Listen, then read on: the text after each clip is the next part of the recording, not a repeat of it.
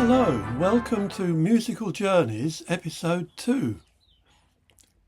The idea behind these talks is to explore the musical journeys that many composers have made and to chart my own musical journey at the same time. So today I'm going to mainly talk about melody, and particularly the journey that a melody can make as it leaves home and comes back again. Most music written today, and for many hundreds of years in Europe at least, relies on the concept of the keynote or tonic. That's the most important note in the melody and the one to which it often returns, particularly at the end. Here's a little nursery rhyme which demonstrates this quite nicely. Here's the keynote. Here we go.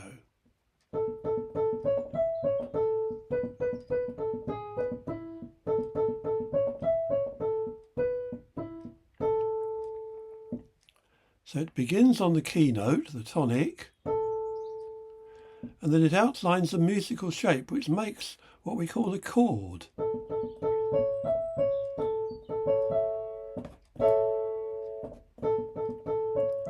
Then it does another one based on a different note.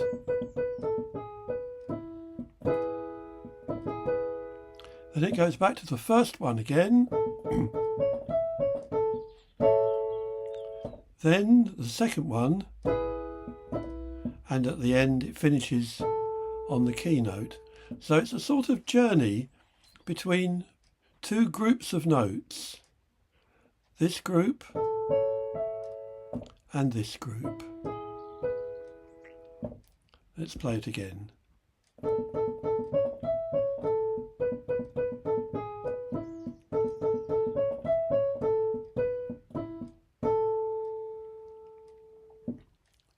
And now I'm going to play you a theme from a piece by Mozart. This is from Mozart's Piano Sonata in A major, which was written about 250 years ago.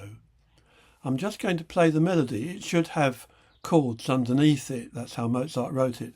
But I'm just going to play the melody now. It's a slightly longer and more sophisticated musical walk, but it's the same principle. It starts in one place, goes to other places, comes back to where it started again.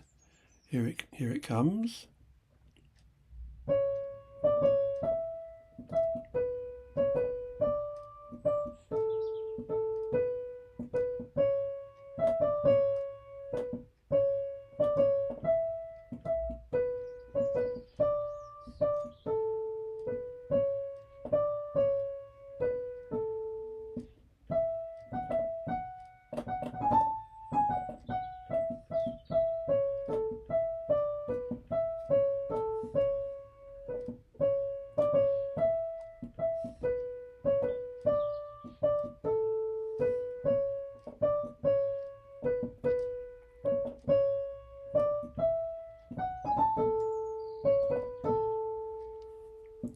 Now, one of the things that makes that melody a bit more sophisticated is that it doesn't actually start on the keynote. The keynote is this one, and it actually starts here. And so it takes a few notes before it reaches the keynote. When it does reach it, you do feel that it's kind of got somewhere, though.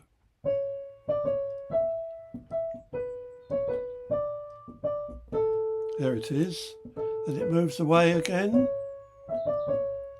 Then it repeats that same phrase, but the second time, listen to the end of it. It moves very definitely to the keynote and finishes on that keynote. Then the music moves up into a different sphere, really, a different range of notes as it goes higher up the keyboard.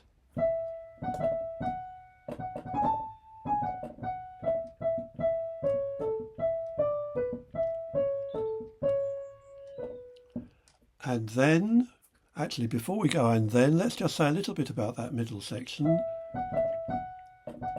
That's called stepwise movement because the music moves from one note to the next on the keyboard.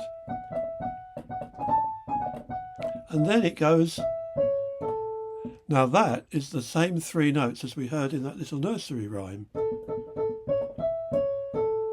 Get the same thing here. So he's emphasising the key chord in the same way. And again. And now the last phrase sounds as if it's going to be the same as the first phrase.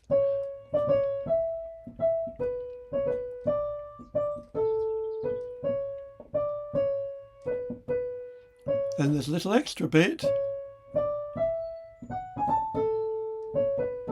And in that little extra bit it goes up to the highest note, which is the key note, again, but what we call an octave higher, 8 notes higher. Then it drops down to the key note at the original pitch. So in the last bar it really emphasises the key note and the importance of that. So I'll just play it right through again without my whittering on while I do it. So here we are, here's the key note, just so keep that in our heads, and off we go.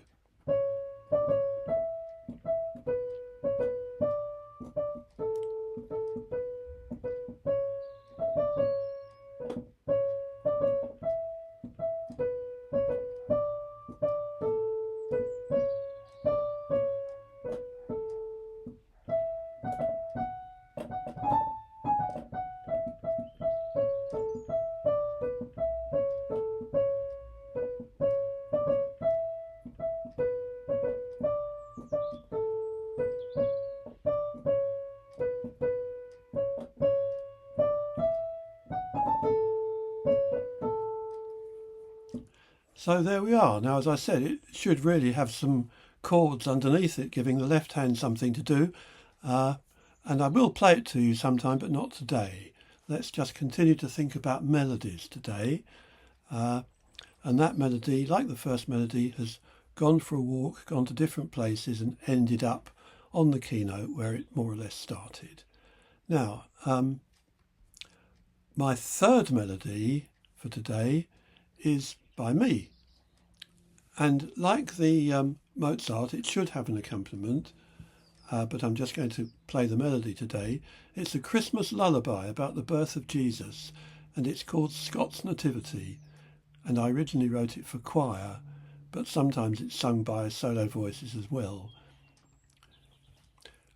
I'm going to play it to you, but just because it's a little bit longer and a little bit more complicated, to help you keep the keynote in your mind, I'm going to play it on the piano all the way through in the left hand, just in the background. So here's the keynote, or down there on the piano. There we are. And I'm just going to play that all the time, just to so that you can keep your bearings, because this piece moves away from the keynote rather more than the Mozart did. So let's play it. Scott's Nativity. Should be sung, of course, but here's me playing it on the piano, because you won't want to hear my voice.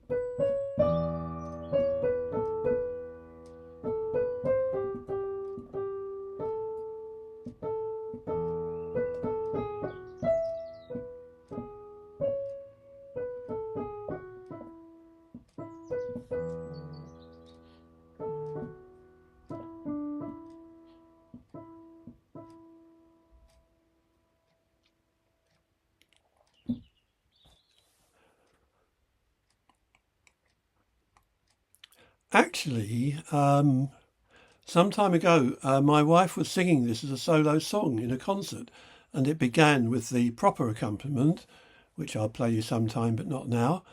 But the organist lost his place, and he ended up just holding onto the keynote on the organ while my wife finished the song. So it's been done before like that, and nobody seemed to notice, so it must have been okay. Anyway, so this melody moves a little bit further away from the home key, from the keynote, the tonic, but it's always there in the background. So there's our keynote.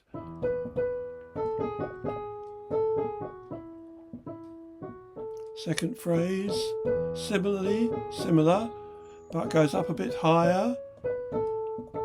Third phrase goes up higher still and starts to move away from the key that it began in, with that note there, which is not a normal note to find in that key. And another not very normal note. So that's really moved away there. And now the next phrase, we go back home again. Keynote the octave higher, and the keynote as we originally heard it. And then the last phrase,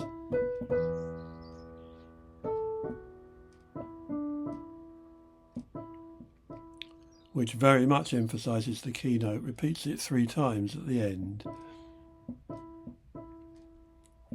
So again, in that little song, I've taken this musical idea on a journey. I've begun on the keynote, I've covered those notes, then in the next phrase I've gone up a bit more and gone to another note. In the next phrase I've gone higher still, and then down. In the next phrase I've gone to the highest point, and in the last phrase I've ended up down where I started again. So I'm going to play it once again with my left hand, and of course what I'm really doing in the left hand here is actually doing something which makes it sound perhaps even more like a folk song, because it's a drone, it's a held-on note, which a lot of folk melodies have, in Scotland of course, but all over the world.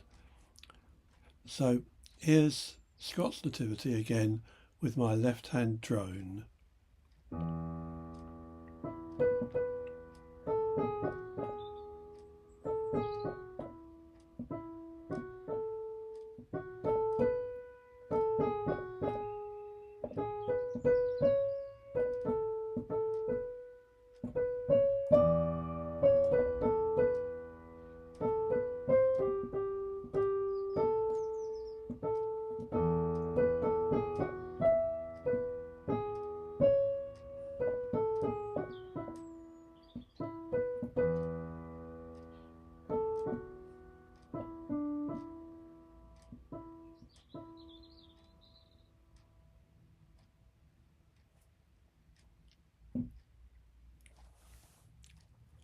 So that's enough for musical journeys today, I think.